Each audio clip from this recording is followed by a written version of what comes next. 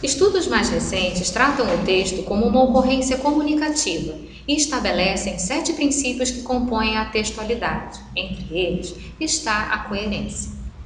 A coerência textual, de acordo com Koch, ocorrerá quando houver não somente os aspectos imanentes ao texto, mas também quando houver interação e compreensão entre os interlocutores, produtor e leitor, em uma determinada situação de comunicação.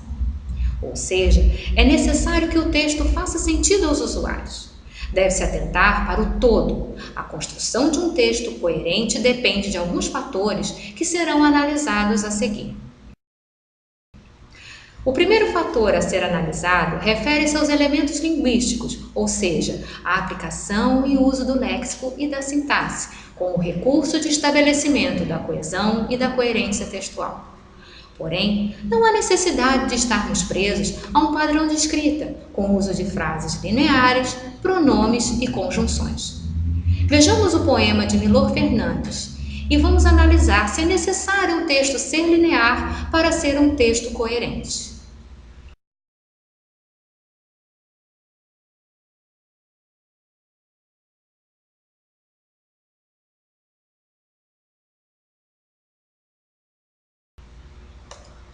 Com que lado você fica? O adverso ou o adversário? O perspicaz ou o insensato? O lenga-lenga ou o diz que faz, mas não faz? O tartamudo ou o boquirroto? O evidente ou o songamonga? O improvável ou o impossível? O extrovertido ou o invertido? O purgativo ou o resultado? Embora tenhamos somente uma cadeia de perguntas sem respostas, onde até o título é mais uma pergunta, após a leitura completa, percebemos que a coerência existe e que o autor quer nos convidar a fazer uma reflexão e fazer nossas escolhas. Não encontramos linearidade, porém, a conexão entre o título e o poema é fator essencial e fundamental para a coerência e compreensão do poema. Isso ocorre porque os elementos linguísticos trabalham como pistas. Neste caso, o produtor deixou como vestígio o título para que o receptor consiga captar o sentido do texto, mesmo não havendo os elementos de coesão, mostrando que estes nem sempre são necessários. Bom, no estudo da coerência, conhecimento de mundo, nós vimos que um mesmo texto ele poderá parecer familiar ou desconhecido para vários tipos de interlocutores, dependendo do conhecimento a respeito do assunto que estes possuem. No exemplo, o menino se utilizou da mangueira para conseguir fugir do touro. Nós podemos entender que a mangueira ela pode ter 3 sentidos. O sentido de mangueira, o pé de árvore, ou mangueira para molhar o jardim, e até mesmo a mangueira que cerca o touro. Num outro exemplo, grupos provocam protesto contra a guerra, nós vemos os grupos se organizando para formar a palavra pau. Porém, pau em catalão, ela quer significar a paz. As pessoas que não têm esse conhecimento, elas vão acreditar que seria um incentivo à guerra. No que nos mostra o noticiário, eles estão organizando um protesto contra a guerra e não incentivo à guerra. Vamos falar sobre inferência. Inferência é deduzir algo que não está totalmente explícito no texto, porém ele é compreendido pelo conhecimento prévio do leitor. A inferência está totalmente ligada então a esse conhecimento prévio do mundo. Então, os leitores e ouvintes que têm um conhecimento mais amplo vão construir inferências mais amplas, vão construir leituras mais ricas. Vamos então aos exemplos. Comprei um celular novo e o carregador já estragou. Para eu saber que o texto está se referindo, que o carregador se refere ao celular, eu tenho que saber que todo celular vem com o carregador. Exemplo 2.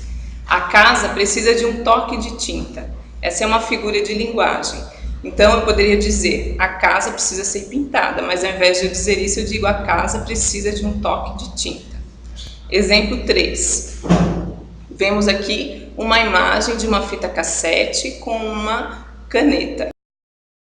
Então isso nos remete à ideia de que antigamente nós tínhamos que virar, né, a fita com a caneta. Nós colocávamos a caneta para poder virar ali a fita. Vamos abordar agora a focalização. A focalização define a maneira de delimitar um assunto para alcançar determinados objetivos.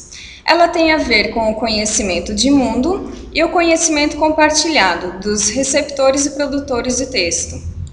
O título do texto é, em grande parte dos casos, responsável pela focalização. O título ativa e seleciona conhecimentos de mundo que temos arquivados na memória, avançando expectativas sobre o conteúdo do texto. Aqui temos exemplos de capas de diversos jornais onde o título e as imagens indicam o assunto a ser abordado, ou seja, o foco, que é a morte de Chico Anísio. Portanto, a focalização pode estar em texto ou em imagem. A coerência da informação vai depender do conhecimento de mundo, neste caso, a vida e o trabalho de Chico Anísio.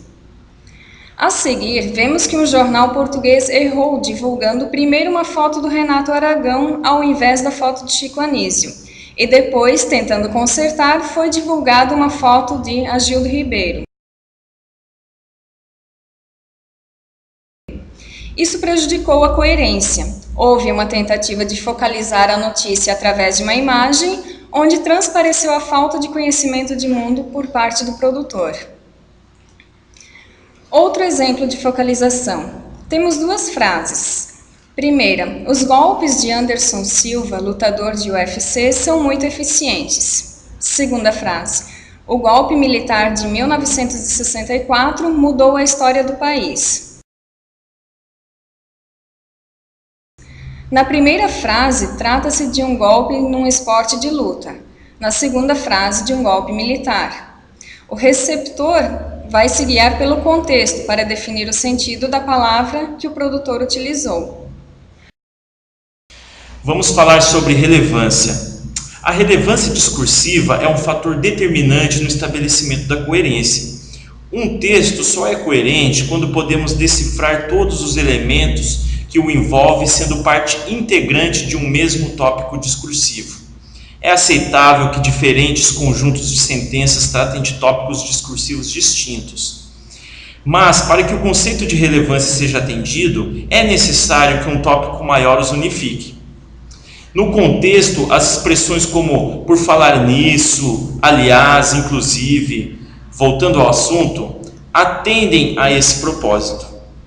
No texto jornalístico escrito, as digressões podem ser em forma de quadros com informações extras, mapas, infográficos. As notas de rodapé em textos científicos também são digressões. A relevância como agregação da informação ao tópico discursivo é essencial para a delimitação da coerência.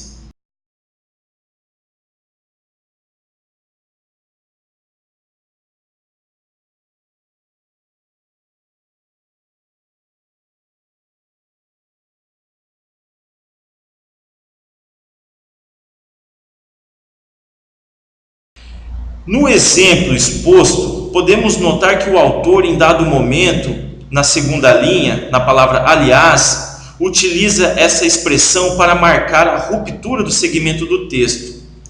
Posteriormente, ele retorna ao assunto principal. Essas fugas não alteram o entendimento e conferem ao texto dados relevantes para o estabelecimento da coerência.